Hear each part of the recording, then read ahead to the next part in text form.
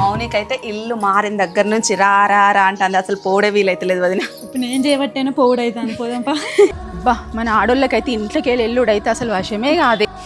అమ్మ ఈ మెట్లు ఇక్కడ ఎందుకనే ఆయాసం అవుతుంది కదా. ఎప్పుడైనా ఎటన్నా పోదామనుకుంటే అసలు పోడే కాదు, ఈ రోజు ఏంటో అనుకోకుండానే అచ్చుడైంది. ఏంటిది నేను నీతో గొడవ పెట్టుకుంటాను, నాతో గొడవ పెట్టుకుంటానావా? నేను గనుక నీతో గొడవ పెట్టుకుంటే ప్రతిరోజు గొడవ అయింది మన ఇంట్లో. పిల్లల ముందు గొడవ ఎందుకని నేను ఓపికతోనే ఉంటానా? అందరి ఆడోళ్ళగా నాకు ఇది కావాలి అది కావాలని ఇప్పుడు అడిగాను నేను. ఏదో గొడవ అవుతున్నట్టుగా ఉంది కదండి. భార్యాభర్తల మధ్యలో మనం ఎందుకు వెళ్దాం పద, మళ్ళీ ఎప్పుడన్నా వద్దాం. నిజంగానే వాళ్ళ మధ్యలో మనం ఎందుకు వెళ్దాంపా? ఎక్కడికి వెళ్తావు? గొడవ పెట్టుకునేది మన ఫ్రెండ్ అయినా అసలు ఎందుకు గొడవ పెట్టుకుంటాంది, ఏంటి కారణం తెలుసుకోకుండా ఎట్లా పోతావు చెప్పు.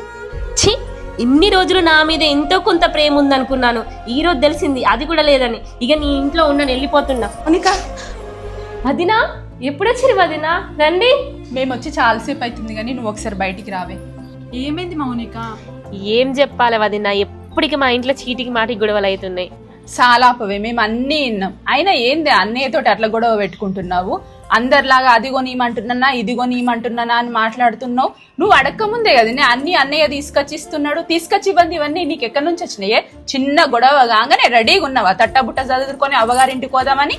అవ్వగారింటికి పోతే అక్కడ నీకు సింహాసనం వేసి కూర్చోబెడతారు అనుకుంటానవా? నువ్వు దానికి నీతి వాక్యాలు చెప్పకే. అది ఒక్కసారి తల్లిగారింటికి పోతేనే అన్నయ్య విలువ ఏంటో తెలుస్తుంది.